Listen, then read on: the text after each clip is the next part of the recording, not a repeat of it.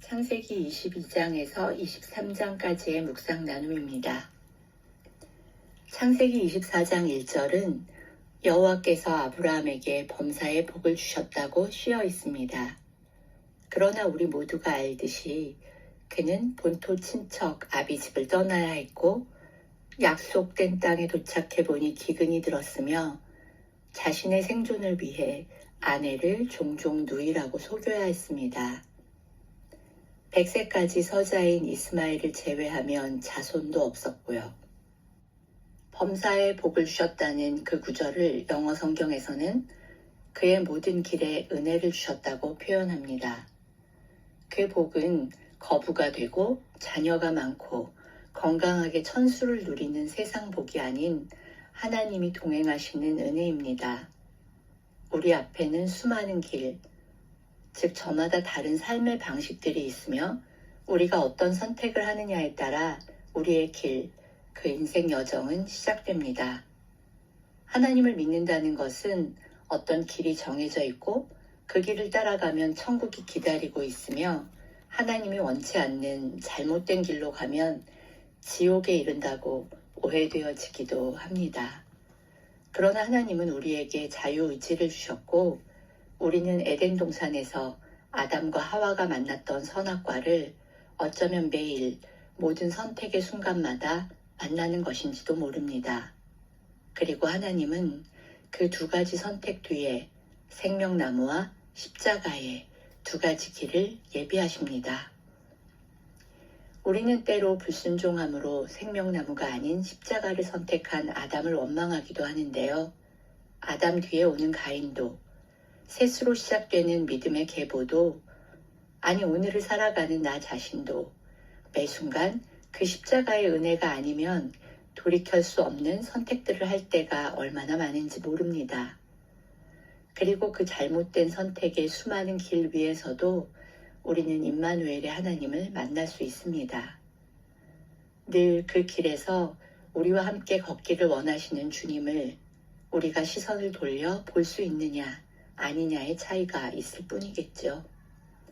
22장은 드디어 그 유명한 이삭을 바치는 사건입니다. 그 일 후에 하나님이 아브라함을 시험하려고 부르시되 라는 구절로 시작되는 그 일이란 브엘세바에서 우물을 빼앗기고도 그들의 자손을 후대하겠다는 어찌 보면 불공정한 조약을 맺은 아브라함이 하나님을 예배한 사건입니다. 물론 아브라함도 여러 번 실패했지만 하나님은 그 실패들을 카운트하시는 것이 아니라 그 실패 후에 성장한 아브라함을 보십니다. 드디어 시험을 할 만큼 성장한 아브라함에게 가장 어려운 시험 문제를 내시네요. 네 사랑하는 독자 이삭을 번제로 드리라고 하십니다. 이 문장에는 두 가지 질문이 숨어 있는 셈인데요.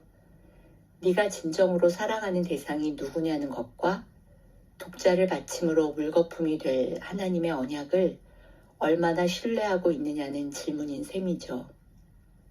아브라함은 아침 일찍 일어나 말씀에 순종하여 모리아산으로 3일길을 떠납니다.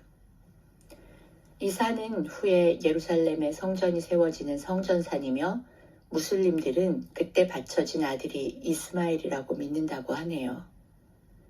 이 순종은 100세가 넘은 아브라함의 순종인 동시에 노구의 아버지에게 기꺼이 제물로 드려지는 아들 이삭의 순종이기도 합니다. 아브라함은 히브리서 11장 19절 말씀처럼 하나님이 능히 이삭을 다시 살리실 줄을 믿었으나 이삭의 신뢰와 순종은 아버지 아브라함을 향한 것이었을 것입니다. 저도 최근에 새 식구를 얻으며 시어머니가 되었는데요. 어른인 척 말로 가르치는 사람이 아니라 품어주고 사랑해주며 말이 아닌 삶으로 살아내 그 길을 보여주는 진정한 어른이 되고 싶습니다.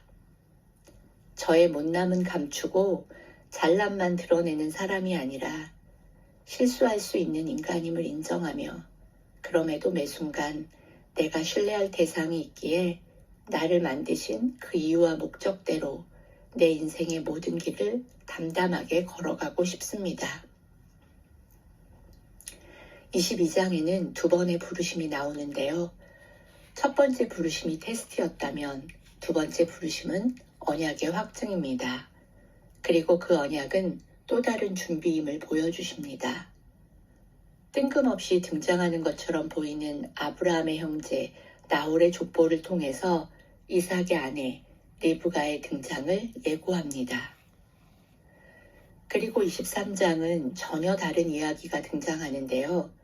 자세히 들여다보면 이 이야기는 병렬식 구조를 가집니다. 시험을 통과한 아브라함에게 며느리 리브가를 준비시키신 하나님께서 사라의 죽음으로 매장지를 구입하는 사건은 약속으로 주신 가나안 땅을 대가를 지불하고 구입하여 리브가를 통해 얻게 되는 아들 야곱과 그 아들들로 이루어지는 이스라엘 12지파가 이 땅으로 돌아오기를 소망하게 합니다.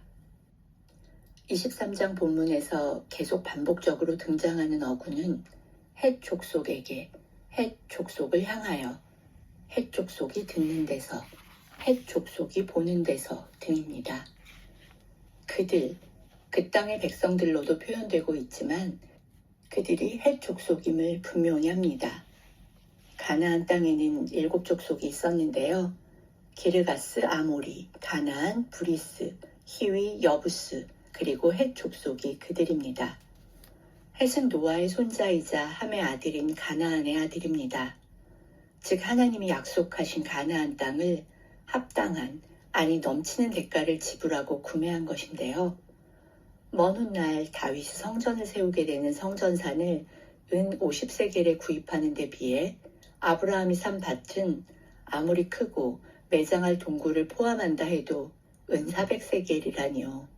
터무니없는 바가지일 텐데 후손들을 위해 기꺼이 그 값을 지불합니다. 이제 아브라함과 사라는 그 바톤을 후손들에게 넘기고 인생의 마라톤을 마무리하네요. 우리에게도 인생이 얼마나 남은 것인지는 아무도 예측할 수 없지만 그 인생의 마지막 여정까지도 후손에게 물려줄 무엇이 준비될 것인지 생각해 보게 합니다. 결코 잃어버리지 않을 것을 얻기 위해 간직할 수 없는 것을 주워버리는 사람은 바보가 아니다.